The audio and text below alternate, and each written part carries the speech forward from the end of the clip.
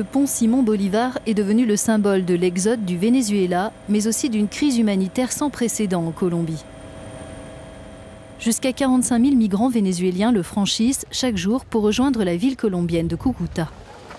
C'est l'un des principaux points de passage et le dernier espoir pour ceux qui fuient l'effondrement économique de leur pays, à l'origine de graves pénuries. Là-bas, il n'y a rien à manger, on ne trouve plus rien, il n'y a pas de médicaments. On a dû venir ici pour faire vacciner le bébé.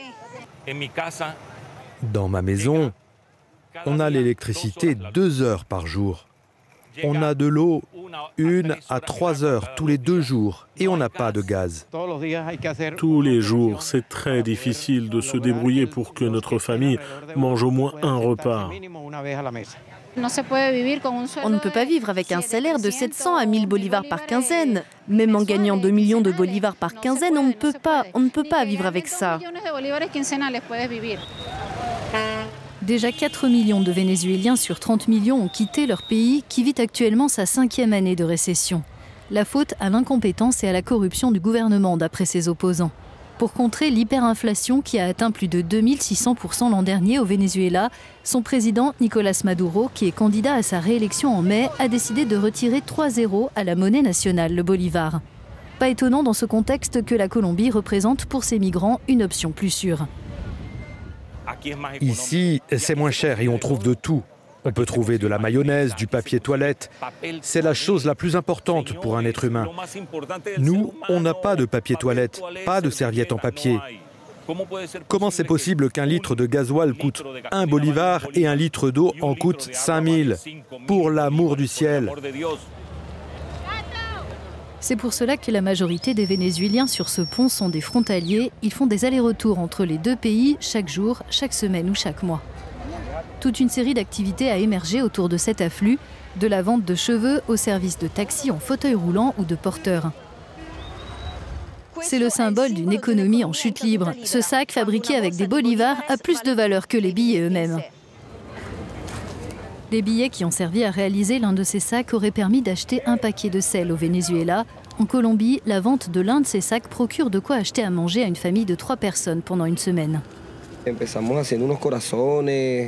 On a commencé par faire des cœurs, puis des avions avec les billets. Pour moi, c'est un art. Parce qu'en réalité, avec cet argent, on ne peut rien acheter au Venezuela. Peu importe ce qu'on doit acheter, on a besoin d'une énorme quantité de bolivars.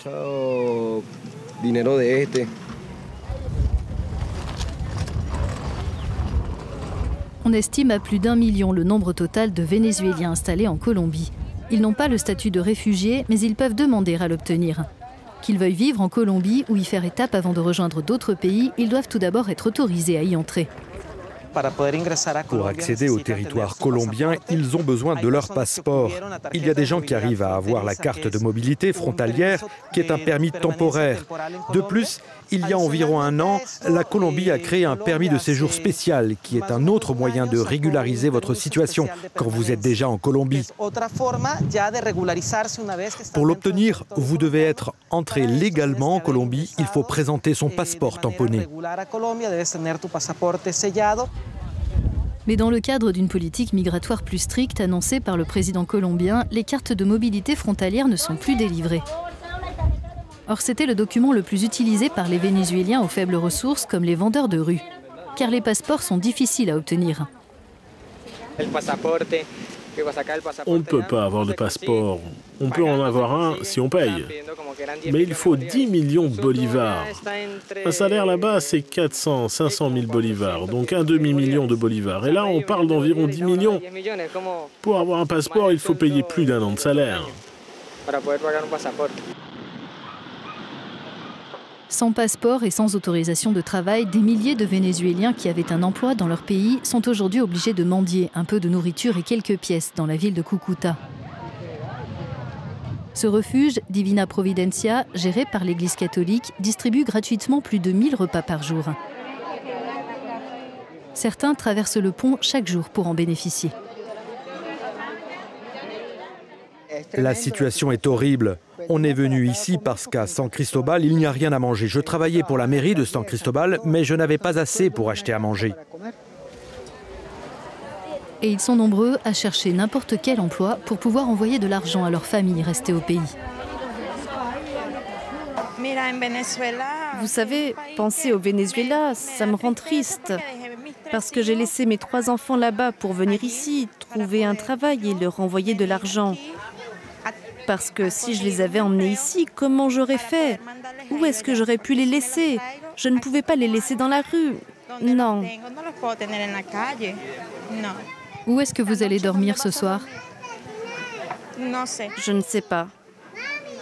Peut-être dans la rue? Je verrai où je passerai la nuit.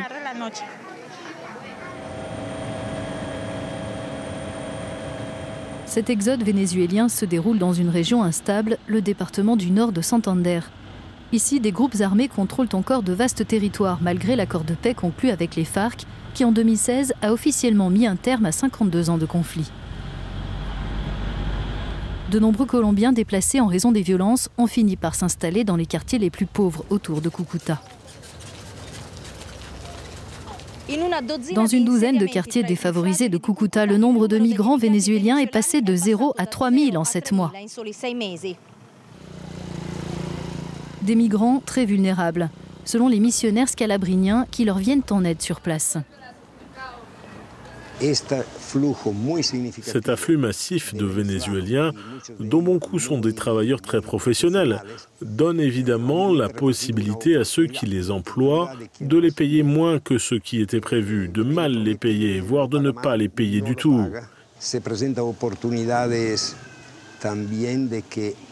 Il y a bien sûr la possibilité pour certains d'entre eux d'être recrutés. Cela peut être pour la récolte du café, mais il peut s'agir aussi d'un recrutement plus compliqué pour la cueillette des feuilles de coca, par exemple.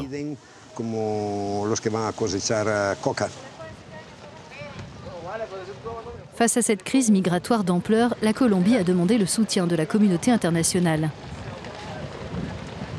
Le commissaire européen en charge de l'aide humanitaire, Christos Stylianides, a rencontré le président colombien et visité Cúcuta pour déterminer quels étaient les meilleurs moyens de fournir de l'assistance. Il a annoncé le déblocage de 31 millions d'euros pour l'Amérique latine et les Caraïbes, dont 2 pour le Venezuela et 6 pour la Colombie. Les autorités colombiennes ont un immense défi à relever du fait de cette situation sans précédent. Parce que, bien sûr, elles font aussi face aux défis qui sont les leurs dans leur pays avec le processus de réconciliation et le processus de paix. Donc notre aide humanitaire se déploie des 2 côtés, sur les territoires vénézuéliens et colombiens. Au Venezuela, en particulier, nous nous efforçons de voir comment fournir des médicaments et de trouver des projets dans la lutte contre la malnutrition aiguë.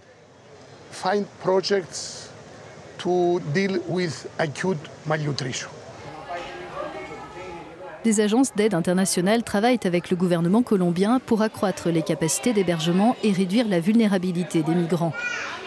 Pour autant, le président Juan Manuel Santos a été critiqué pour sa politique migratoire plus stricte.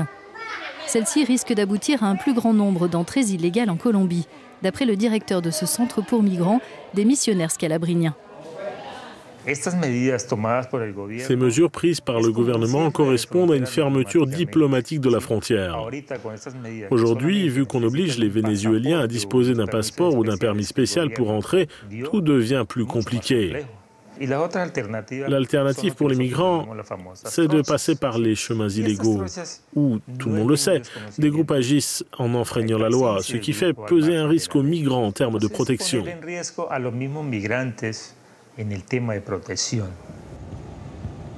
D'après les statistiques officielles, le nombre de Vénézuéliens entrés en Colombie a baissé de plus de 30% depuis février.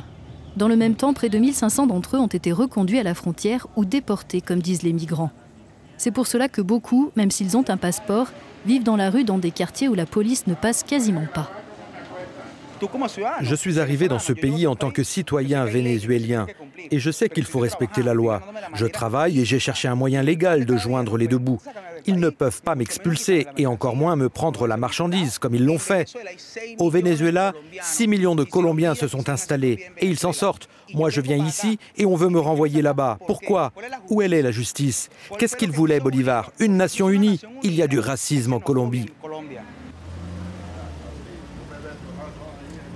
On dirait qu'une catastrophe naturelle vient de toucher Cúcuta. Or, cette catastrophe politique et socio-économique est importée du Venezuela et pousse à l'exode bon nombre de ses citoyens.